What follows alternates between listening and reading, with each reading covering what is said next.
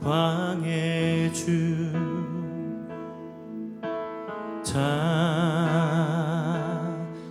찬양하리 높이 계신 주께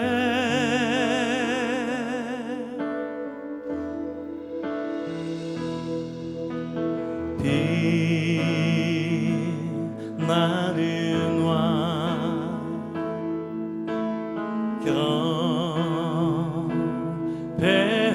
경배하리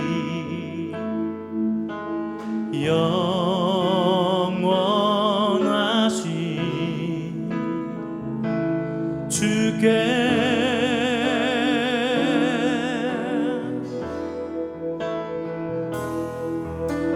주의 영이 이곳에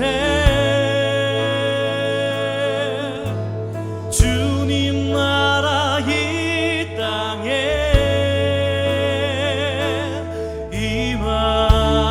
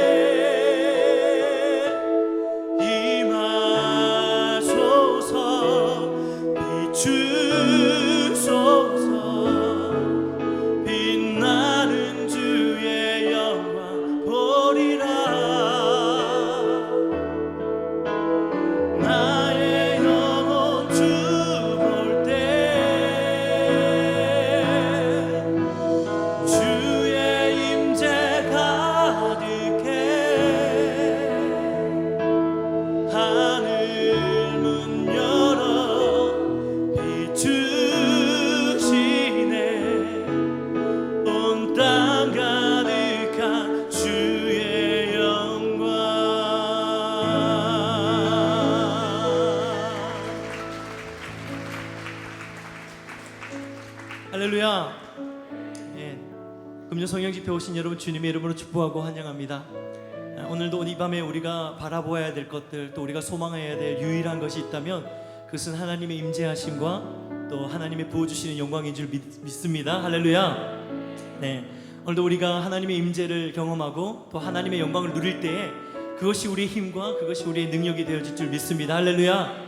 오늘도 우리 그렇게 행하신 우리 하나님 앞에 큰 영광의 박수 올려드리면서 오늘 우리 힘주실 하나님 사모하면서 주님 찬양합니다. 우리 자리에서 이런 찬양할까요?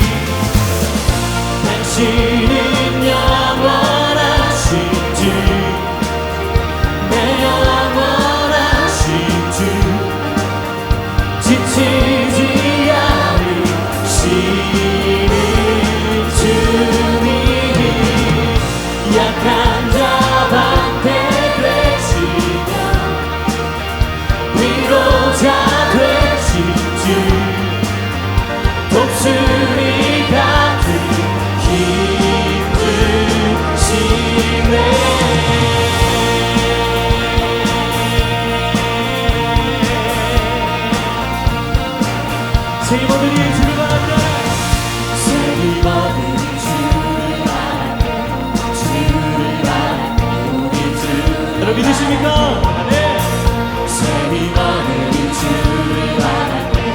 주를 바랄 때 우리 주를 바랄 때 주님 통치하시네 소망 구원 주시네 당신은 영원하신 주 내 영원하신 주 지치지 않으시는 주님 약한 자 방패 되시며 위로자 되신 주 독수리 같은 힘 주시네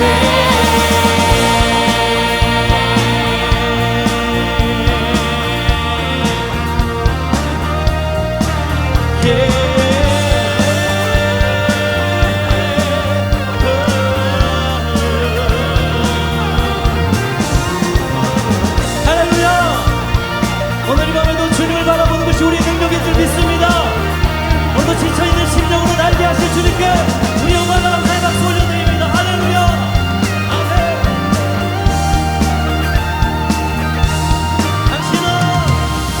당신은 영원하신 주 내 영원하신 주 지치지 않으시는 주 약한 자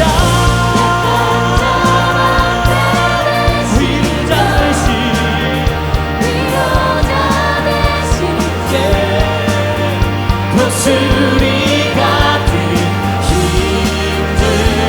주시네 당신은 영원하신 주 내 영원하신 주 지치지 않으시는 주님 약한 자 방패 되시며 위로자 되신 주의 독수리 같은 힘 주시네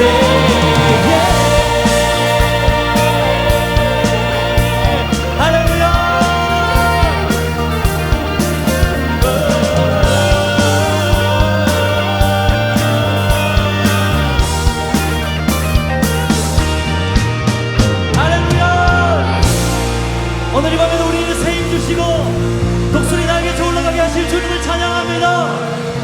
아멘.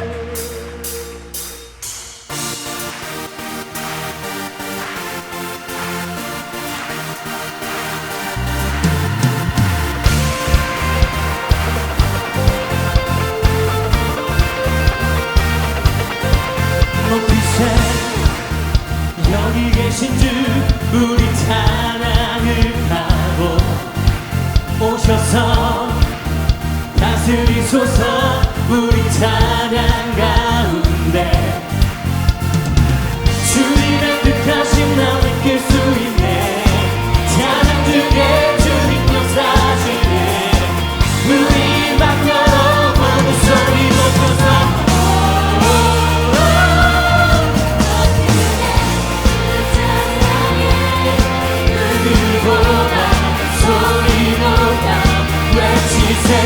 주 이름을 높이세.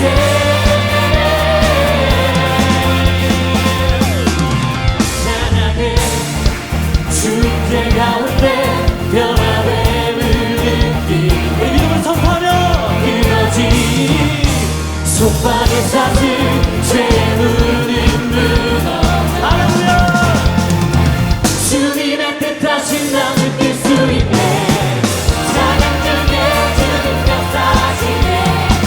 소리 높여서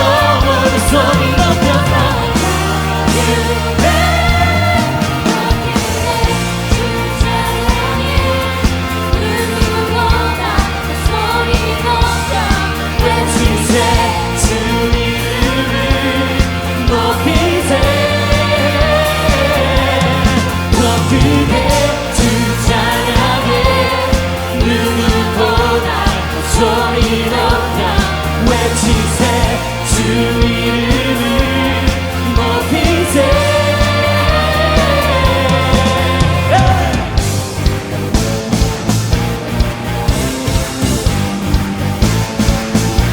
우리 찬양 드릴 때 성령의 빛 내리시네. 우리 찬양 드릴 때 성령의 빛 내리시네. 큰 소리로 주 찬양해. 영광의 왕 오시네.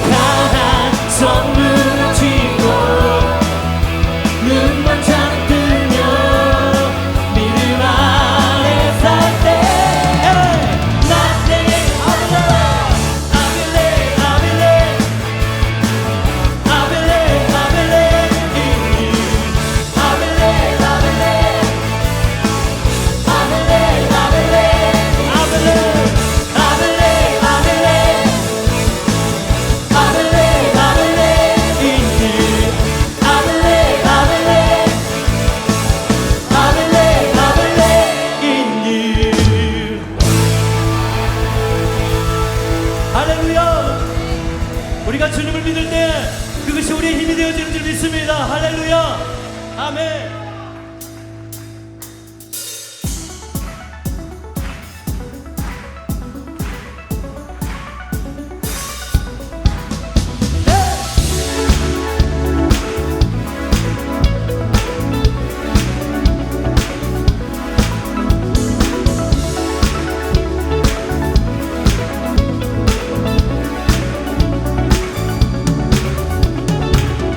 하늘 위에 주님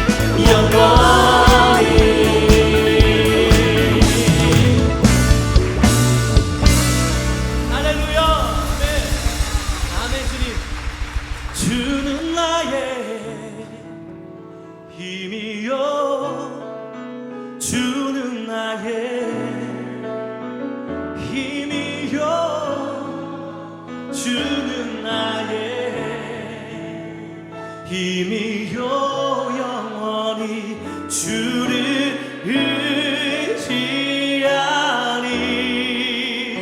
주는 나의 아멘. 힘이요 주는 나의 힘이요 주는 나의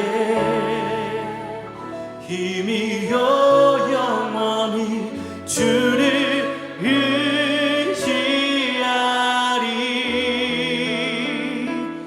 영원히.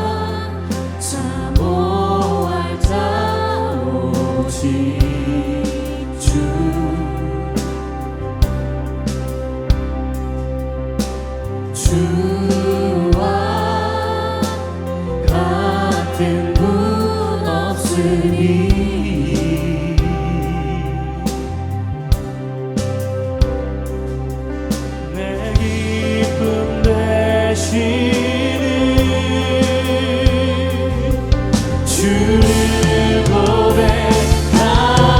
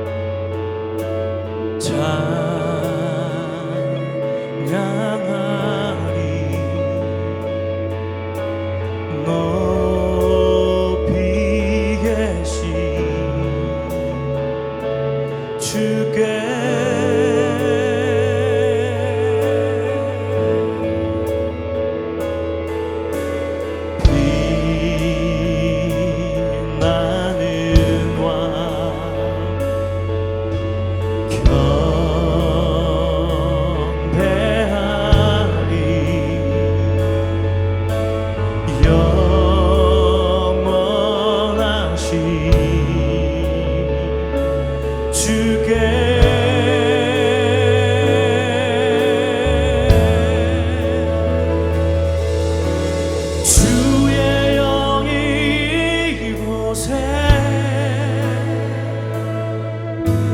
주님 나라 이 땅에 임하소서 비추소서 빛나는 주의 영광 보리라 나의 영혼 주 볼 때 주의 임재 가득해 하늘 문 열어 비추시네 온 땅 가득한 주의 영광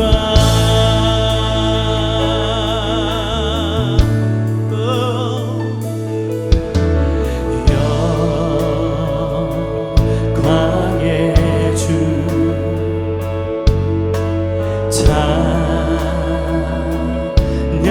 찬양하리 높이 계신 주께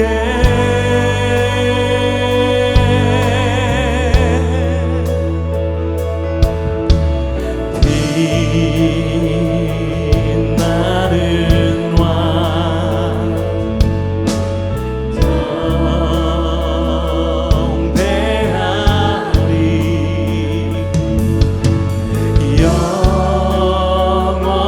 영원하신 주께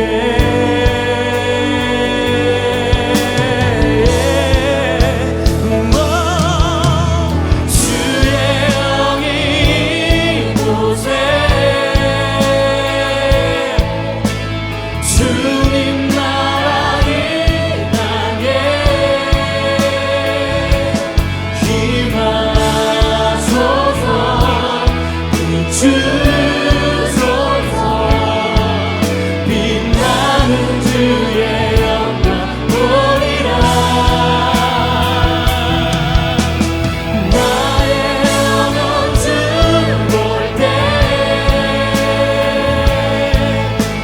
주의 임재 가득해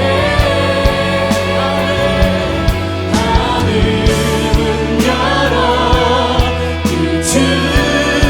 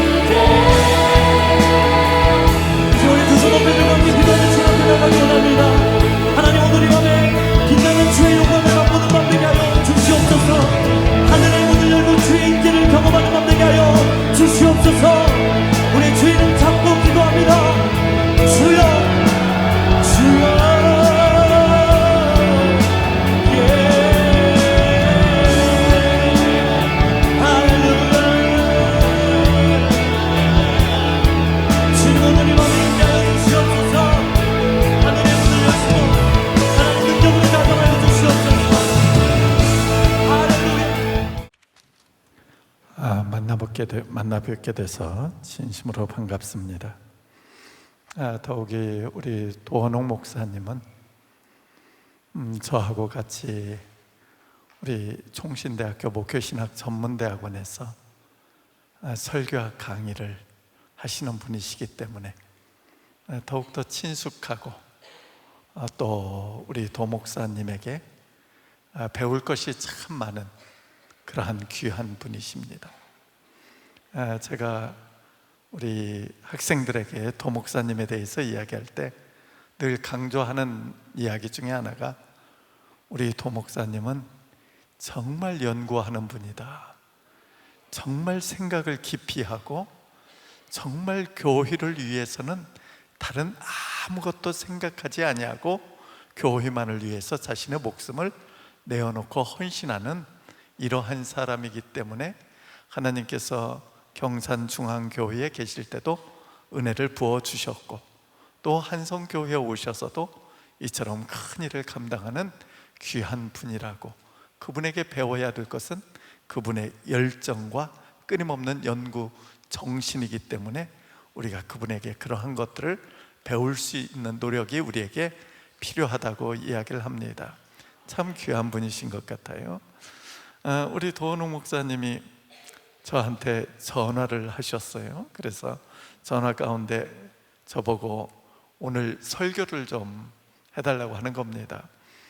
설교를 하려고 딱 준비하는데 뭘 할까 고민이 됐어요. 근데 마침 제가 그때 강원도 횡성에서 저희 수양관에서 혼자서 책을 쓰고 있었어요. 책을, 마가복음을 제가 주석을 이번 8월 말까지 다 마무리 지려고 쓰고 있는데 딱 요 말씀, 오늘 본문 말씀을 주석을 딱 끝에 맞춰 놓았는데 도목사님이 전화를 하신 거예요. 그래서 그래, 이 말씀을 가지고 오늘 선포하자 하고 결단을 내리게 되었습니다. 그래서 오늘 말씀을 좀 더 깊이 있게 연구하며 바라보고자 하니까 여러분들이 조금 힘들더라도 이해하시면서 아, 그렇게 볼 수 있구나 하면서 말씀을 바라보시는 여러분들 되시기 바랍니다. 한 2년 전쯤에 제가 목사님들로부터 문자를 받았어요. 그 문자 내용이 그런 겁니다. 서울대학교 총학생회장이 여학생이 출마했는데 그 여학생이 커밍아웃을 한 이 뭐라고 해요? 동성연애자라는 거예요. 그랬더니 동성연애자인 학생이 어떻게 서울대학교 총학생회장이 될 수 있느냐? 이 학생을 떨어뜨려야 된다는 거예요. 이 학생을 떨어뜨려야 된다. 근데 이 학생이 단독 출마를 했다는 겁니다. 저는 몰라요. 단독 출마를 했다는 거예요. 단독 출마를 했는데 이 단독 출마를 한 학생을 떨어뜨릴 수 있는 유일한 방법은 서울대학교에 다니는 학생들의 투표율이 낮게 되어지면, 50% 이하의 투표율이 되어지면 그 투표가 무효화되기 때문에 그 학생이 총학생회장이 될 수가 없다는 거예요. 그래서 전 교회가 힘을 합해서 이 학생이 총학생회장이 되지 못하게 막아야 된다 하면서 문자가 쫙 돌았어요. 상당히 일리가 있는 것 같잖아요. 그런데 목사님들이 많이 노력을 했을 거예요. 자기 교회 성도들 또 대학생들에게 서울대학교에서 절대 이러면 안 된다고 하면서 그 학생을 떨어뜨리기 위해서 투표에 참여하지 말라고 했을 겁니다, 아마. 그런데 불행스럽게인지 어떤지 모르겠지만 그 여학생이 총학생회장이 됐어요. 된 것 때문에 속상해하는 목사님들이 많이 있더라고요. 속상해하는 목사. 저는 전혀 속상하지 않았어요. 전혀 심각하지 않았어요. 근데 저는 진짜 심각한 게 한 가지 있었어요. 그 사건을 바라보면서 진짜 심각한 게 하나 있었어요. 그게 뭐였냐면, 왜 목사님들이 떨어뜨리려고 했는데 됐는가? 이게 심각했어요. 이게 목사님들이 떨어뜨리려고 했으면 떨어져야 되는데 목사님이 떨어뜨리려고 하니까 되더라는 거예요. 왜? 그 전에 한 5년 동안 서울대학이 총학생회장을 못 뽑았었대요. 왜냐하면 학생들이 총학에 관심이 없었기 때문에. 총학생회장을 못 뽑았었는데 그때 뽑았다는 거예요. 왜 뽑았어요? 목사님이 반대하니까 뽑히더라는 거예요. 목사님들이 반대하니까 되더라는 거예요, 이게. 그러니까 뭐예요? 목사님들의 말씀에 영향력이 왕이다. 교회 안에서도 목회자들의 영향력이 없는 메시지가 오늘날 한국 교회 안에서 선포되어지는 게 아주 큰 비극이고, 또 한국 교회가 뭐 30%의 한국인들의 30% 정도가 크리스찬이라고 하는데 한국 사회에 크리스찬들이 영향력을 미치지 못한다는 자체가 아주 심각했다는 거예요. 저는요, 왜 영향력을 미치지 못할까? 왜 이처럼 목사님들이 한국 교회에 영향력을 미치지 못하는, 한국 사회에 영향력을 미치지 못하는 사람들이 이런 사람으로 전락해버리고 말았을까? 이것이 저를 심각하게 만든 거예요. 고민됐어요, 많이. 왜 그렇게 변했을까? 전에는 목사님들이 이야기하면 영향력이 있었는데 왜 이처럼 한국 사회에 목회자들의 영향력이 땅에 떨어졌을까? 물론 학문적으로 연구하면서 쉽게 답은 나와요. 쉽게 답은 뭐라고 할 수 있어요? 오늘의 시대가 포스트 모더니즘 시대이다 그러잖아요. 포스트 모더니즘 시대. 그러니까 포스트 모더니즘 시대의 특징 중에 하나가 이 권위에 대한 부정이에요. 권위에 대한 부정. 그러니까 거대 담론에 대한 부정이 있기 때문에 거대 담론을 부정한다는 것은 곧 이 거대 담론의 바탕 위에 세워진 권위를 부정하는 거예요. 거대한 담론 위에 세워진 게 예를 들어서 그래요. 성경이라고 하는 말씀의 담론 위에 세워진 권위인 교회와 목회자들의 권위가 땅에 떨어지는 건 포스트 모더니즘 시대이기 때문이라는 거예요. 대통령의 권위가 땅에 떨어져 있는 것은 결국 포스트 모더니즘 시대의 특징이라는 거예요. 권위가 땅에 떨어졌다는 거예요. 스승들의 권위가 땅에 떨어지고 부모들의 권위가 땅에 떨어져서 부모님의 말씀을 안 듣는 사회, 선생님들의 말을 듣지 않는 사회, 또 국가의 지도자들에 대한 강한 거부감을 가지는 이러한 사회가 되어진 것은 결국 포스트 모더니즘 시대이기 때문이다. 이렇게 쉽게 답을 할 수가 있어요. 그런데 우리가 그렇게 답하기에는 좀 문제가 심각한 건 왜 그러냐면, 그러한 사회 속에서도 존경받는 선생님도 계시고, 그러한 사회 속에서도 존경받는 부모님들이 계시고, 그러한 사회 속에서도 존경받는 국가의 지도자들이 있기 때문에, 예를 들어서 우리나라 이야기하면 조금 찬반이 있기 때문에 말하기 좀 곤란하고, 미국의 오바마 대통령 같은 사람이 퇴임할 때까지도 국민들의 대대적 지지를 받으면서 존경을 받았잖아요. 그런 모습들을 바라보면서 우리가 느낄 수 있는 것 중에 하나가, 단순하게 포스트 모더니즘 시대라고 치부하기에는 뭔가 문제가 있는 것이다 하고 생각이 되어진다는 사실입니다. 그래서 우리가 고민을 해야 돼요. 고민을. 왜 우리가 영향력 없는 사람들로 전락해버리고 말았을까?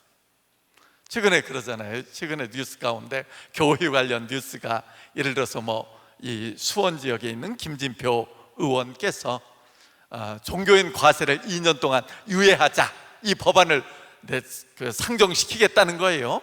그러니까 막 벌떼처럼 덤벼가지고 비난하는 소리가 엄청나게 많이 나요. 종교 과세 2년 유예 문제 이 얘기가 나오니까 얼마나 문제가 많았어요. 또 하나, 최근에 공관병 문제로 인하여서 또 사회적 문제가 됐잖아요. 근데 그 공관병에게 갑질하신 분들이 교회의 장로님, 권사님인 것 같아요. 누가 옳고 그르다고 이야기하고 싶지는 않아요. 옳고 그르다 이야기하고 싶지 않아요. 그런데 그 문제를 가지고 어느 목사님이 설교하면서 공관병들이 얼마나 좋은 자리인데 그렇게 그들이 그런 할 수 있느냐, 장교가 별다른 사람들이 그렇게 하는 게 그럴 수 있는 거지, 이런 형태로 이야기를 했단 말이에요. 그래서 뉴스가 이 문제 가지고 댓글에 댓글을 달면서 기독교 목사님들을 향한 비난이 쏟아졌어요. 그러니까 왜 교회가 이처럼 교회 이야기만 나오면 비난하고 부정적으로 이야기하고, 목사들이 이야기만 하면 부정적으로 이렇게 반응들이 나타날까? 우리가 심각하게 생각을 해야 된다는 사실입니다. 오늘도 프로야구를 하잖아요. 프로야구. 여러분들 어느 팀을 좋아하는지는 모르겠어요. 프로야구를 하게 되어지면 그러잖아요. 야구는 투수 노름이라고 얘기를 합니다. 투수 노름. 그러니까 투수가 공을 얼마나 잘 던지느냐에 의하여 이기기도 하고 지기도 해요. 이기기도 하고 지기도 해. 그런데 이 해설자들이 종종 투수에 대해서 이야기하면서 하는 얘기 중에 하나가 뭐냐면, 저 투수의 공이 아주 좋은데 왜 저처럼 포볼을 잘 주고 또 왜 저처럼 안타를 잘 맞느냐면, 저 선수가 자기 공에 대한 확신이 없다는 거예요. 자기 공에 대한 확신, 자기 공에 대한 확신이 있는 투수는 맞을 수는 있지만 저렇게 포볼을 주거나 저렇게 힘없이 무너지지 않는다는 거예요. 그러니까 문제는 뭐예요? 자기 확신이 없다는 거예요. 자기 확신. 그러니까 한국 교회의 문제점이 뭐냐? 한국 교회의 성도들이 무엇이냐? 한국 교회와 한국의 목회자들이 사회에 대한 영향력을 행사할 수 있는 사람들이 되기 위해서는 자기 확신이 있어야 돼요. 자기 확신. 자기 확신이 없기 때문에 영향력을 행사할 수 없다는 거예요. 그래서 오늘 말씀을 통해서 우리가 생각하면서 자기 확신이 있는 사람, 오늘 말씀에 보면은 이렇게 얘기합니다. 53절에 그들이 예수를 끌고 대제사장으로 가니 대제사장들과 장로들과 서기관들이 다 모이더라. 다 모였다 그랬어요. 다 모였는데 이 다 모인 사람을 이게 이제 학자들은 이야기할 때 좀 과장법이다 이렇게 이야기하는데, 다 모인 사람들을 우리가 지칭해서 학문적으로 사내들인 공의회원들이 모였다 이렇게 얘기를 합니다. 당시에 유대 사회 속에 사내들인 공의회원들은 약 72명 정도였었습니다. 70명일 때도 있고 72명일 때도 있고 하기 때문에 약 72명 정도로 사내들인 공의회원들이 있는데, 사내들인 공의회원들이 예수 그리스도를 붙잡아서 그를 신문하기 위하여 가야바의 집에, 대제사장인 가야바의 집에 다 모였다 이렇게 이야기하는데, 학자들이 바라볼 때는 가야바의 집에 가서 보면은 가야바의 집에 72명이 모일 만한 공간이 없어요. 72명이 모이는 이러한 사내들인 공회의는 예루살렘 성전에서 열립니다. 예루살렘 성전. 그러니까 다 모였다는 이야기는 아마도 사내들인 공회의원들 중에서 주요 멤버들, 핵심 멤버들이 다 모였다 이렇게 이야기하는 거예요. 그러니까 핵심 멤버들이 오밤중에 다 모였어요. 오밤중에 다 모인 이유가 뭐겠어요? 이미 그들은 작전을 다 세운 거예요. 작전을 다 세워 예수 그리스도를 붙잡아서 예수 그리스도를 신문해서 안식일이 다가오니까, 6월절이 임박해 오니까 그 전에 죽여야 되는 그 계획을 이미 스케줄을 다 짜놨어요. 그 짜놓은 스케줄에 의하여 예수 그리스도를 붙들러 갔었고, 예수 그리스도를 붙들어서 지금 신문하고 있어요. 신문도 어떻게 해요? 그 다음 절에 보면은 뭐라고 그래요? 이미 죽이기로 작정되어 있다 이거예요. 죽이기로 작정되어 있으니까 뭘 해야 돼요? 죽일 만한 증거를 찾아야 돼요. 증거를 어떻게 죽일 것인가? 죽일 만한 증거를 찾기 위해서 예수 그리스도를 신문하게 되어진 거예요. 신문하게. 그런데 52절에 뭐라고 얘기합니까? 본문에 보면은 뭐라고 그래요? 멀찍이 베드로가 따라가고 있었다 이렇게 말씀하고 있어요. 가야바의 집에 따라가는데 베드로는 멀찍이 따라가고 있었다. 물론 그래요. 학자들 이야기가 할 때 그러는 거예요. 다른 제자들은 다 도망갔는데 그래도 베드로는 따라갔으니까 그래도 좀 의리 있는 사람 아니냐 이렇게 이야기들을 해요. 근데 제가 가만히 보니까 그런 것 같진 않아요. 베드로는 야망이 있는 사람이에요. 베드로는 꿈이 있는 사람이에요. 베드로의 꿈은 뭐겠어요? 그가 바라보는 소망이 뭐겠어요? 그가 예수 그리스도를 3년 동안 따르면서 예수 그리스도께서 기적을 행하는 걸 봤어요. 죽은 자를 일으키는 걸 봤어요. 오병이어의 역사를 일으키는 걸 봤어요. 우리 주님께서 나병 환자를 치유하시는 걸 봤어요. 장님을 소경을 눈을 뜨게 하는 걸 봤어요. 기적과 이적 능력을 행하는 걸 봤어요. 그러니까 선지자 중에서도 뛰어나고 위대한 선지자 예수 그리스도인 거예요. 예수 그리스도. 그는 예수 그리스도를 따라가면 분명히 저분이 메시아이시기 때문에 저분이 유대인의 왕이 될 거라는 기대를 가지고 따랐어요. 유대인의 왕이 되어지면 내가 한 자리 할 수 있을 것이다 하며 따랐어요. 그렇기 때문에 그가 지금 예수 그리스도가 붙들렸기 때문에 그의 희망이 사라졌어요. 꿈이 사라졌어요. 그가 모든 게 다 무너진 거예요. 그런데 왜 예수님을 못 떠나고 있어요? 그는 신랏 같은 희망을 하나 걸고 있는 거예요. 신랏 같은 희망. 신랏 같은 희망이 뭐겠어요? 예수님께서 기적과 능력을 행하시는 분이시기 때문에 그가 가야바의 집에서 놀라운 기적을 행하셔가지고 그곳에 있는 사내들인 공의 회원들의 눈을 멀게 하든 천군 천사를 내려오게 하여 자신을 보호하게 하든 하나님의 능력을 가지고 분명히 그곳에서 대적을 물리치고 이겨서 그가 유대인의 왕이 되어진다면 그동안 따랐던 걸 생각하면 자기는 뭔가 기대치를 가지고 안 따라가면 이거 놓칠 것 같고, 쫓아가자니 잘못하면 붙들려서 예수님과 함께 죽게 되어질 것 같고, 바짝 따라가기는 불안하고, 안 따라가자니 또 미래가 잘못 되어질 것 같고, 그러니까 멀찍이 따라가는 거예요. 멀찍이 따라가. 오늘날 그리스도인 가운데 이렇게 멀찍이 따라가는 사람들이 많이 있어요. 그리스도인들 가운데서 예수 그리스도로 말미암아 주어지는 떡을 먹을 땐 열심히 쫓아가요. 바짝 쫓아갑니다. 바짝 쫓아가. 예수님께서 기적과 이적과 능력을 행하실 땐 바짝 쫓아가요. 그러나 예수 그리스도께서 붙들렸을 때, 교회가 힘을 잃어가고 있을 때, 교회에 문제가 발생이 되었으면 어떻게 해야 돼요? 도망가는 거예요. 멀찍이 따라가는 겁니다. 멀찍이 따라가. 그래서 자기의 정체를 숨기는 거예요. 베드로가 뒤에서 보는 것처럼 여종이 질문을 던집니다. 네가 분명 나사렛 예수와 함께 있었다고 이야기할 때 저주하여 그가 맹세하여 이르기를 나는 그를 알지 못한다고 부정했던 베드로의 모습을 볼 수가 있습니다.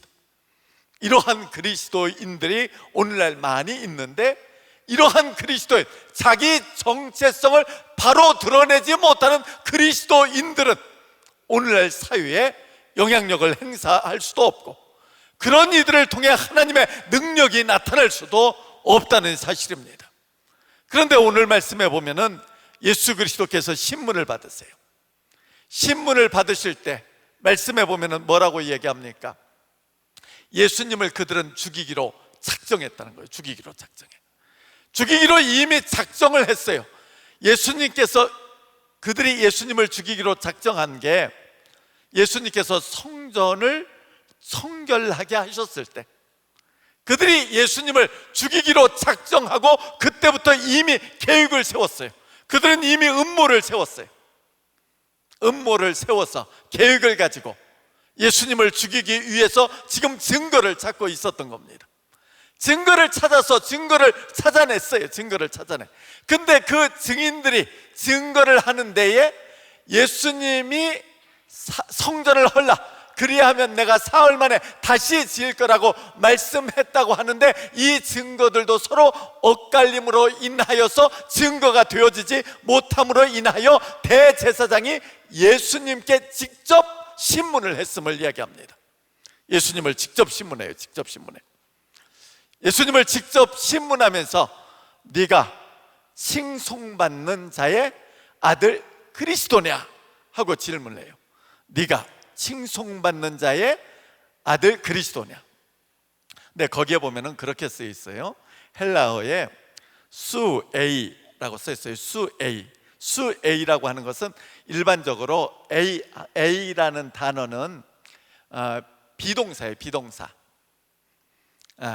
비동사인데 헬라어는 비동사 하나를 쓰면은 주어가 나와요. 주어가. 그러니까 A라고 하는 단어에는 너라는 의미가 이미 내포되어 있어요. 너는 이다, 너는 이냐, 이런 뜻을 가지고 있어요. 그러니까 너는 이냐 하고 이미 질문하는 의문문이 담겨지는데, 거기다가 수라는 단어, 너라는 단어를 더 집어넣었어요. 너라는 단어. 이건 뭘 의미하냐면 네가 칭송받는 자의 아들 그리스도냐 하는 질문 속에는 경멸을 담는 거예요. 멸시를 담는 거예요. 조롱을 담는 거예요. 어찌 너 같은 것이, 어찌 너 같은 연약한 존재가 그리스도냐 하는 거예요. 그리스도냐. 그 이야기는 그리스도라고 하는, 메시아라고 하는 단어는 여러분들 잘 아시다시피 예수님이 활동할 당시에 예수님께서 자기 자신을 지칭해서 내가 그리스도다, 내가 메시아다 하고 말씀하지 않아요. 다만 예수 그리스도는 자기 자신을 인자라고 칭합니다. 인자. 내가 인자라는 표현을 써요. 예수님의 자신을 향하여 메시아라고, 그리스도라고 이야기하지 않습니다. 왜 그러겠어요? 왜 자신을 그리스도라고 이야기하지 않겠어요? 왜 메시아라고 이야기하지 않겠어요? 여러분들 아시다시피 요한복음 1장에 보면은 이 시몬 안드레가 요한의 제자, 세례 요한의 제자들에게 세례 요한이 보라, 세상 죄를 지고 가는 하나님의 어린 양이라 하고 이야기할 때 그 두 제자 중에 하나 안드레가 자기 형제 시몬 베드로에게 찾아가서 이야기를 합니다. 내가 메시아를 만났다 하고 이야기해요. 근데 그들이 생각하는 메시아는 어떤 메시아예요? 정치적 메시아예요. 정치적인 메시아. 정치적 메시아로 그들은 늘 꿈꾸는 게 뭐냐면 이스라엘을 회복시킬 자, 모세와 같은 메시아. 그러니까 예수님께서 부활하여 승천하시면서 제자들에게 너희가 예루살렘에 머물라 하고 말씀할 때도 그들이 예수님께 질문할 것이 이스라엘을 회복하는 때가 이때니까 하고 질문을 해요. 그들은 늘 꿈꾸는 게 뭐예요? 이스라엘의 회복. 이스라엘의 회복은 뭐냐면 로마 제국을 몰아내고 메시아이신 예수님께서 이스라엘의 왕이 되는 거예요. 이스라엘의 왕. 메시아는 누구냐? 왕이에요. 왕이야. 통치자예요. 통치자. 그들이 바라보는 메시아는 정치적 메시아예요.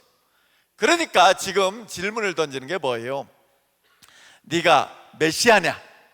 네가 그리스도냐? 하는 질문 속에는 네가 이스라엘의 왕이냐? 하는 질문을 던지는 거예요. 이 질문을 던진 목적이 있어요. 목적이. 왜 그 목적이 뭐겠어요? 예수님을 죽이려고 작정했으니까. 죽이려고 작정해. 죽이는데 어떻게 죽여야 돼요? 그들은 작전이 있어요. 죽이려고 하는 작전이. 여러분들, 스데반 집사는, 사도행전에 보면 스데반 집사는 돌에 맞아 죽습니다. 돌에 맞아 죽어. 현장에서 가늠하다 잡힌 여인도 돌에 맞아 죽을 뻔했어요. 그러니까 유대인들은 사람을 죽일 때 때려 죽여요. 때려 죽여요. 돌로 때려 죽여요. 이게 때려 죽이는데 사실은 이것도 불법이에요. 불법이야. 그런데 유대의 대제사장들과 그 일파는 예수님을 붙들지 못하는 그 이유 중에 하나가 밀란이 일어날까 두려워서, 곧 뭐냐면 예수님이 너무 인기가 있었어요. 너무 인기가 있어. 백성들이 예수님을 선지자로 알고 예수님을 따르고 있었기 때문에 그들이 예수님을 붙들 수가 없었어요. 예수님을 붙잡아서 죽일 수가 없었어요. 워낙에 인기가 있으니까 죽일 수가 없었기 때문에 그들에게서 예수님을 떼어놓은, 예수님에게서 그들을 떼어놓을 수 있는 방법은 뭐예요? 예수님을 죽일 때 어떻게 죽여야 돼요? 나무에 달아 죽여야 돼요. 나무에 달아 죽여. 성경에 보면은요, 나무에 달린 자마다 하나님께 저주를 받은 자니라 하고 말씀하고 있어요. 나무에 달려 죽으면 저주받은 죽음이야. 저주받은 죽음. 예수님을 어떻게 죽여야 돼요? 나무에 달려 죽여야 돼. 나무에 달려 죽여. 그러니까 그들은 나무에 달려 죽이기 위해서는 어떻게 해야 돼요? 자연스럽게 그들은 빌라도에게 넘겨야 돼. 빌라도에게. 로마 총독인 빌라도가 십자가에 못 박아 죽일 권한이 있었어요. 권한이. 로마 총독에게 권한이 있었기 때문에 로마 총독에게 넘겨줘야 되는데, 로마 총독에게 넘기기 위해서는 명분이 있어야 돼. 명분이. 분명한 명분이 있어야 되는데, 뭐가 명분이에요? 아, 예수 저 사람이 자기가 이스라엘의 왕이라고 했다. 이스라엘의 왕이라고 했기 때문에 저가 반란을 꾀하려고 했다. 그가 혁명을 일으키려고 했다. 저가 혁명을 일으켜서 로마 제국을 몰아내고 이스라엘 나라를 회복시키는 이러한 반역적 행동을 한 자이기 때문에 저는 죽여 마땅하다. 이렇게 죄목을 씌워야 되는 거예요. 죄목을 씌워.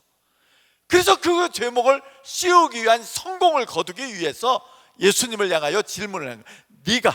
네가 칭송받는 자, 곧 하나님의, 찬송받는 자 하나님의 아들 메시아냐 그리스도냐 하고 질문을 던지게 되어진 거예요. 이 질문을 던졌을 때 예수님은 자신을 안 거예요. 이 질문의 의도를 아셨어요. 다 아셨어. 질문의 의도를 아신 주님, 어떻게 답해야 돼요? 그 자리를 피하기 위해서는 나 메시아라고 한 적 한 번도 없어. 나 메시아라고 한 적 한 번도 없어. 이러면 끝나는 거 아니겠어요? 메시아라고 한 적 한 번도 없어. 그러면 끝나는 거예요. 그런데 만일에 내가 메시아다 하는 순간 어떻게 되는 거예요? 그 순간 이 사람이 반역죄를 지었다고 해서 빌라도에게 넘겨서 빌라도 재판장에서 결국 그는 죽음의 자리를 향하여 가게 되어지는 겁니다. 죽냐 사냐의 지금 갈림길에 놓여 있는 상황 속에서 예수님께서 그 빌라도의 질문에 답을 해요. 질문에 답해. 뭐라고 대파요? 내가 그니라.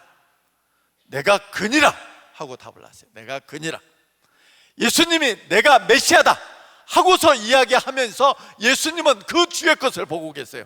그 뒤에 것 뭐라고 그래요? 예수님이 하나님 보좌 우편에 앉으실 것과 그분이 또한 구름을 타고 이 땅에 다시 오시는 심판주, 영광스러운 주로 오실 것을 말씀하고 계세요. 우리 주님께서는요, 히브리서 12장 2절에 보면은 믿음의 주요 온전케 하시는 이인 예수를 바라보자. 그는 그 앞에 있는 즐거움을 위하여 십자가의 부끄러움을 전혀 개의치 아니하셨느니라 하고 말씀하고 있어요. 우리 주님께서 십자가의 부끄러움을 전혀 개의치 아니했어요. 십자가에 죽는 걸 두려워하지 않았어요. 뭐가 있기 때문에? 그 앞에 있는 즐거움, 영광스러운 자리가 있기 때문에. 그 영광스러운 자리는 뭐냐면 하나님이 예수 그리스도와 함께 하여서 예수 그리스도를 승천하게 하실 것이고 하나님 보좌 우편에 앉게 하실 것이고 만민을 그 앞에 무릎을 꿇게 하시는 역사가 나타날 것이기 때문에 우리 주님께서는 자기의 정체성을 드러내시고 계시다는 사실입니다. 자기의 정체성을 드러내는 사람들 하나님이 함께 하십니다.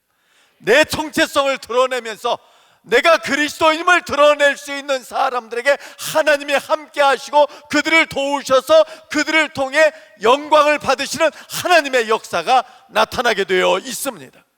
그렇기 때문에 우리는 우리의 정체성을 드러낼 수 있는 사람들이 되어야 하는 거예요.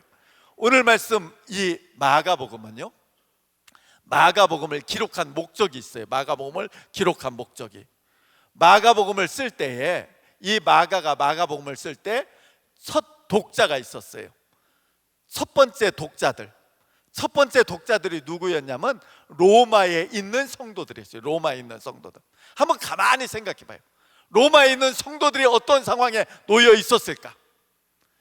로마에 있는 성도가 대략적으로 그때쯤이면은 예루살렘 멸망 전에 마가복음이 쓰입니다. 예루살렘 멸망은 70년에 멸망이 돼요. 그 전에 기록돼요.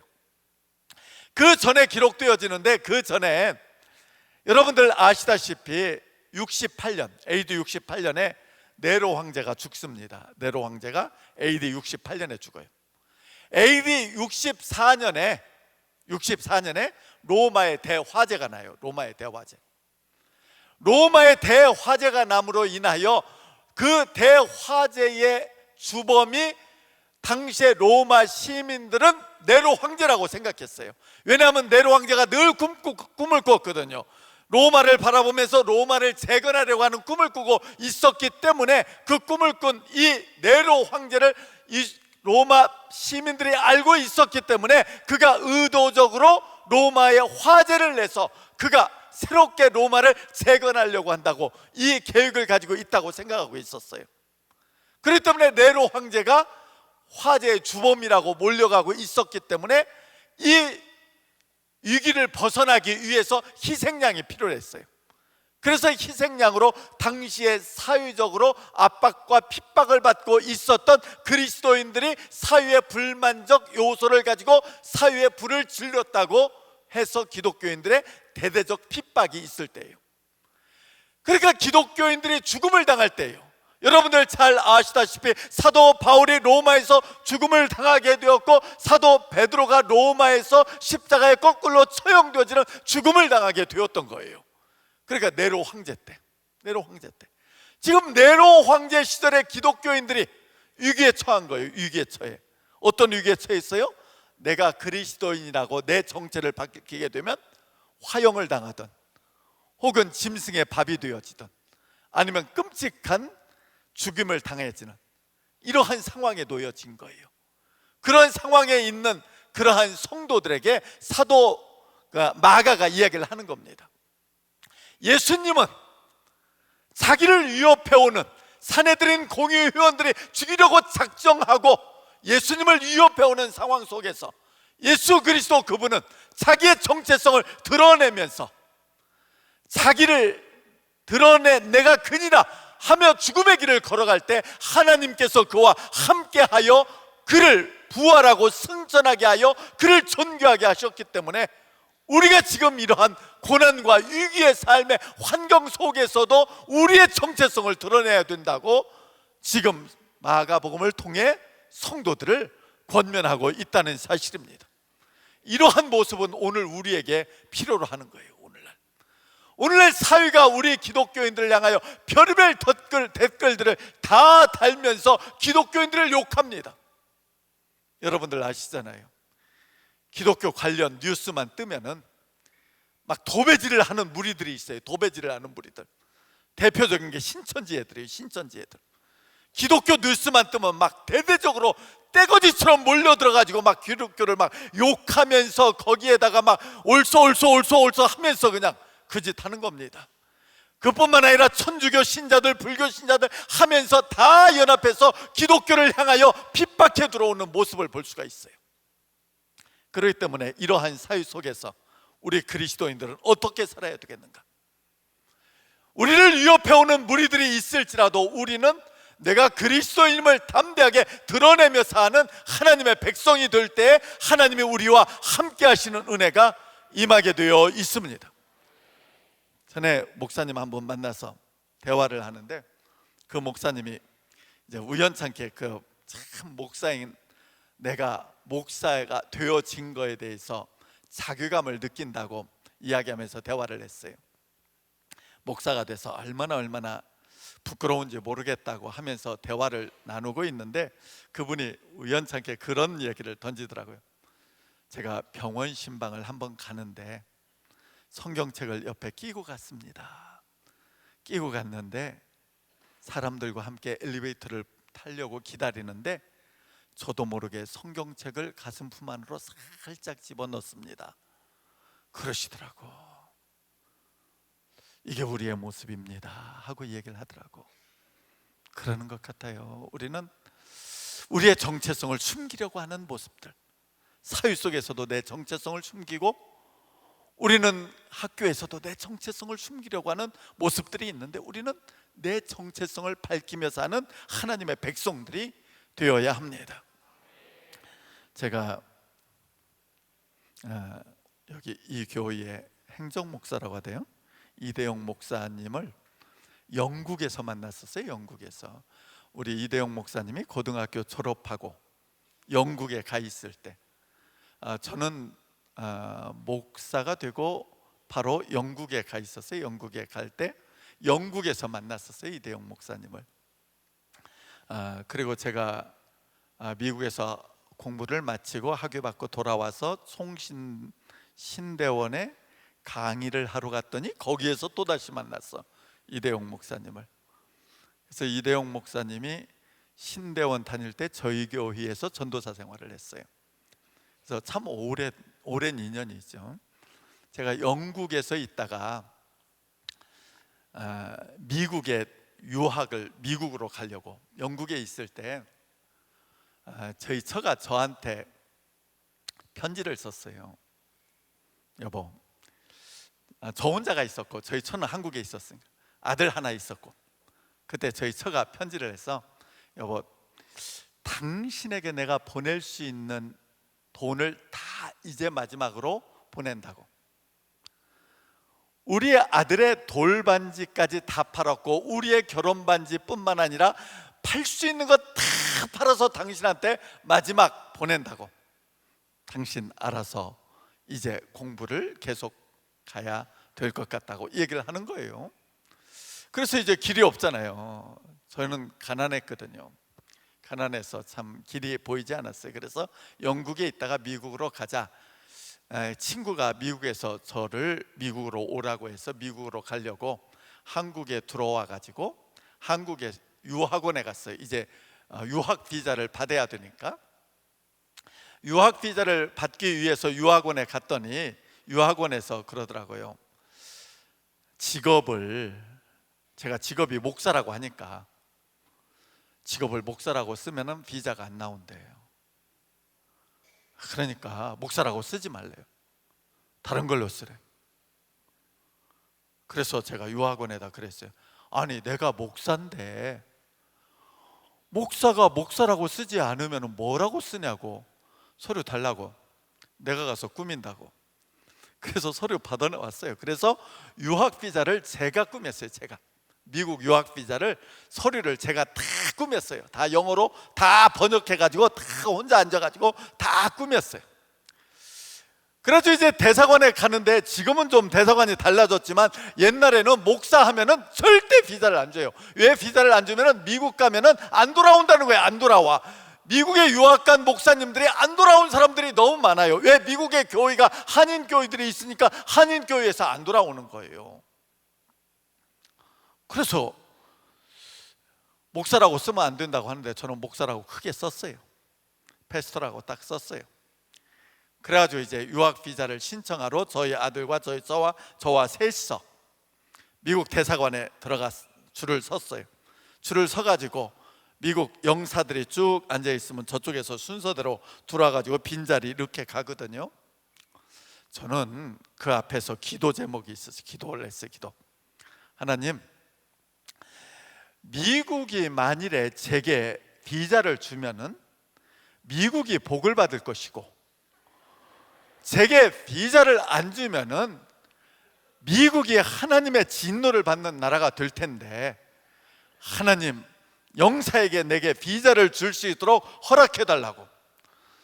저는요, 내가 목사인데 감히 내게 비자를 거부해, 있을 수 없는 일이잖아요. 내가 목사인데 나를 선대하면 자신들이 복을 받지만 나를 천대하면은 자신들이 하나님의 진노받을 자들이라고요.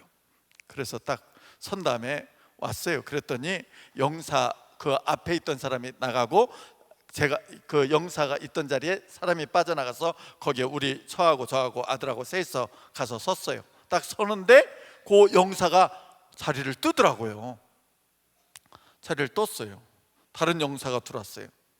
제 거 서류를 딱 보더니 정말 3페이지 넘겼어요. 한 50페이지인가 꾸몄는데 3페이지 딱 넘기더니 며칠 날 비자 받으러 오십시오 하면서 며칠 날 오라고 그러더라고. 비자를 그 자리에서 줬어요.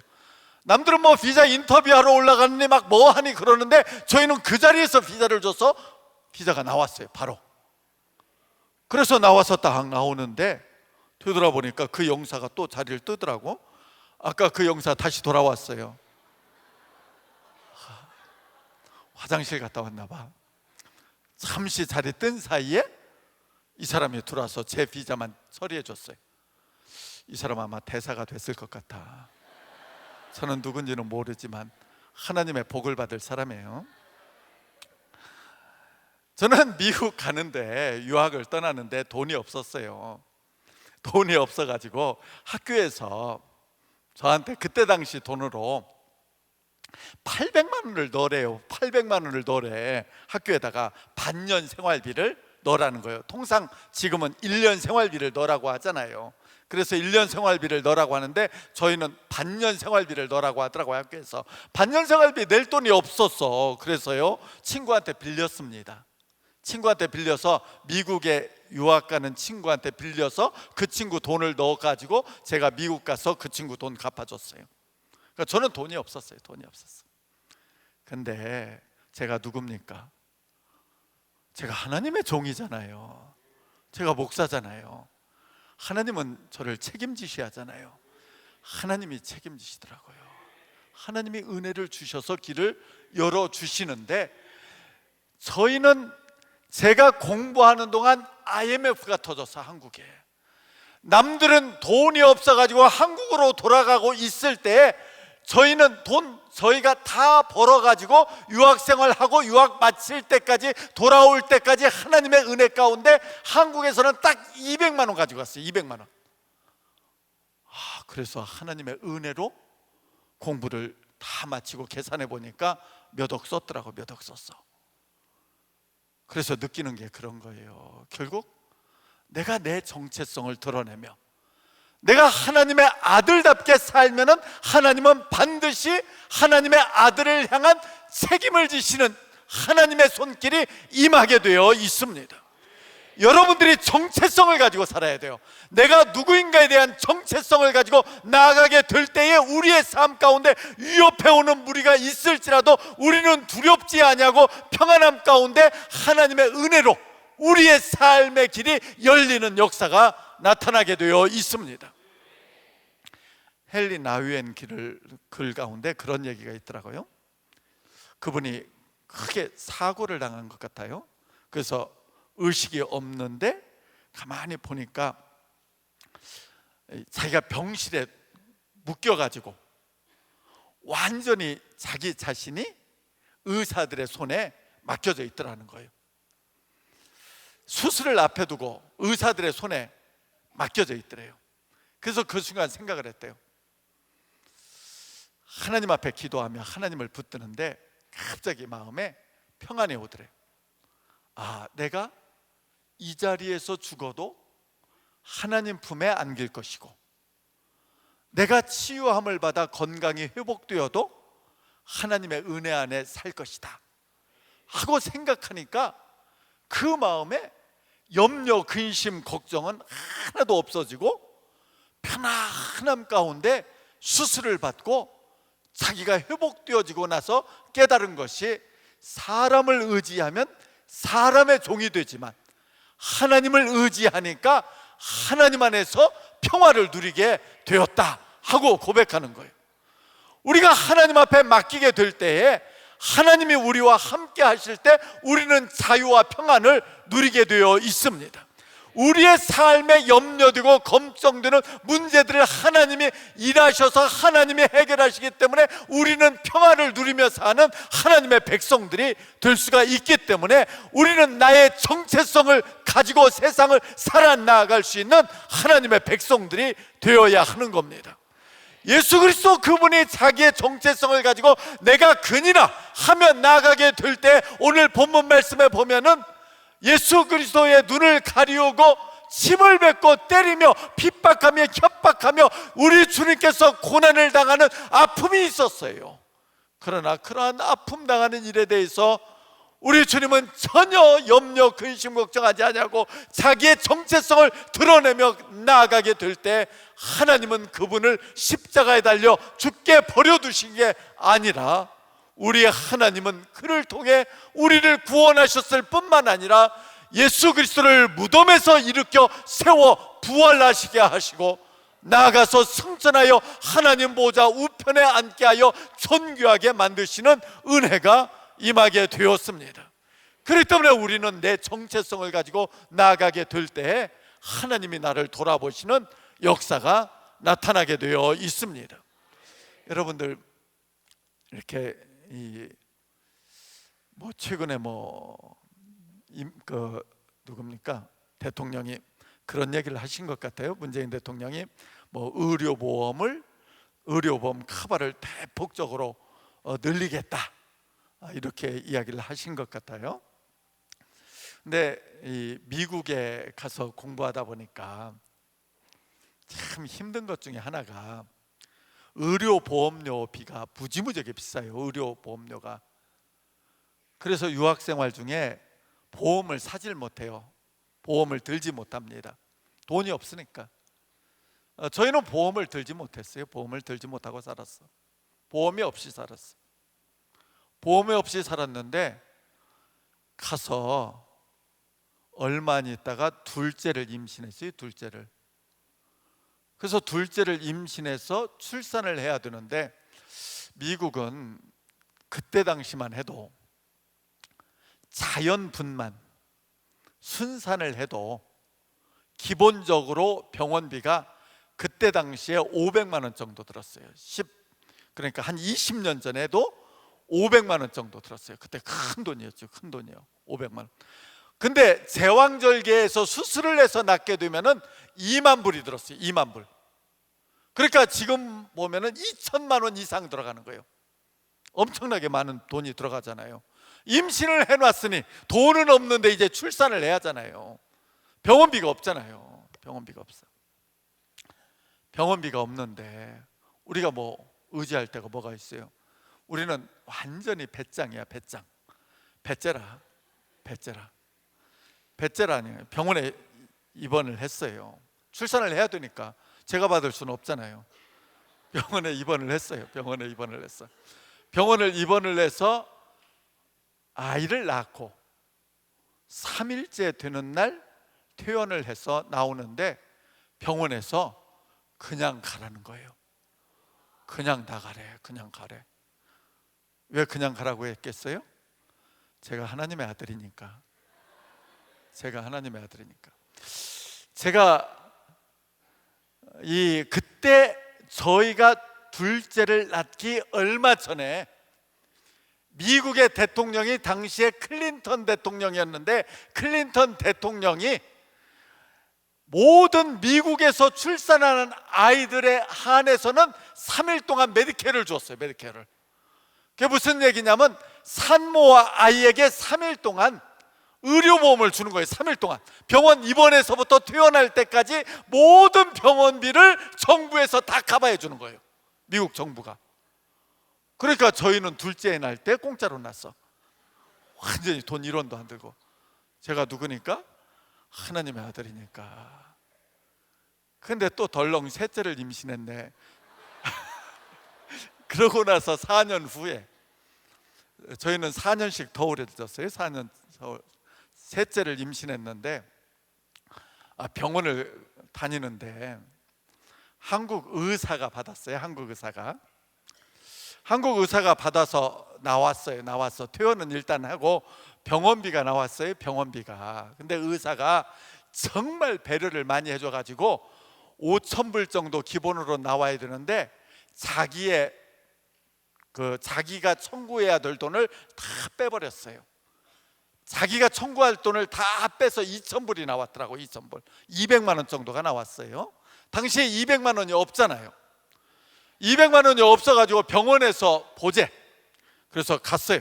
그랬더니 병원에서요, 저보고 뱅크 스테이먼트, 은행 잔고 증명서하고 세금 납부 증명서를 떼오래요. 그래서 두 가지를 떼가지고 갔어요. 그랬더니 이 사람이 이야기하기를 뭐라고 이야기하냐면, 은행 잔고 증명으로 보면은 600불을 내야 된대. 600불. 나머지 1,400불을 감해주겠대요. 600불을 내래. 그런데 세금 낸 걸 보면은 200불만 내고 1,800불을 감해줄 수 있대요. 그러면 우리 세금 낸 걸로 하자 그랬어요. 세금 낸 걸로 하자고. 그랬더니 그렇게 하재. 세금 낸 걸로 해서 너 200불만 내래요. 근데 그때 당시에 200불이 없었어요. 200불이. 그러니까 20만 원이 없는 거야. 20만 원이 없어. 그래서 그 돈 없는데요. 그랬더니 뭐라고 하냐면, 그러면 50불씩 4번에 걸쳐서 내달래. 그래서 제가 그건 냈어요. 50불씩 해서 4번에 걸쳐서 200불을 냈어요. 하나님의 아들들은 하나님이 책임지시게 되어 있습니다. 저는요, 공부하는 동안에 정말 위기와 어려움도 있었지만, 내가 하나님의 자녀고 내가 하나님의 종인데 하나님이 반드시 나를 책임져 주신다는 확신이 있었기 때문에 나는 갈 때 아무 근심 걱정 없이 갔어요. 유학 가는데 제가 미국의 대학교에 5군데를 냈어요. 5군데를 냈는데 5개에서 다 입학 허가서가 떨어졌어요.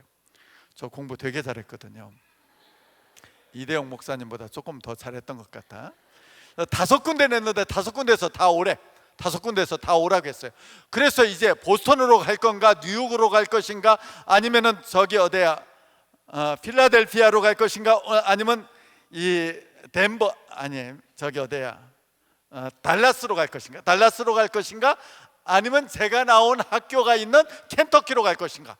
요 5개 학교를 놓고 고민을 했어요. 근데 대부분의 지역들이 한인 커뮤니티가 많이 있는데요. 근데 켄터키는 한인들이 별로 없어요. 한인들이 총 1,000명 정도밖에 안 사는 아주 시골이거든요. 시골. 그래서 켄터키로 가고 싶었어요. 학교가 좋으니까 그쪽으로 가고 싶었어요. 그래서 저는요, 철저하게 내가 가진 거 아무것도 없고 가서 어떻게 살아야 될지 대비가 아무것도 되어 있지 않지만 누가 내 아버지예요? 하나님이 내 아버지야.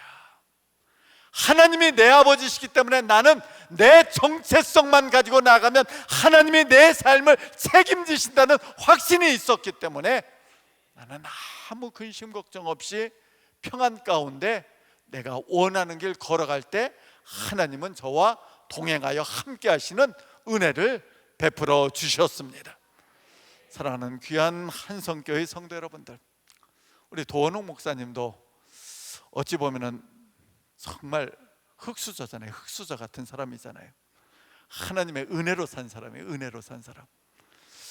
한성교회도 어려움 가운데 있었지만 은혜 가운데 하나님이 세우시고 견고하게 만들어 주셨음을 바라보며 하나님이 하심을 바라보는데, 하나님 안에서 내 정체성을 드러내며 하나님 나라를 위하여 내가 예수 그리스도처럼 헌신하며 나아갈 때 하나님은 반드시 내 삶을 책임지시고 내 미래를 반드시 돌아보시는 은혜가 임하게 되어 있습니다.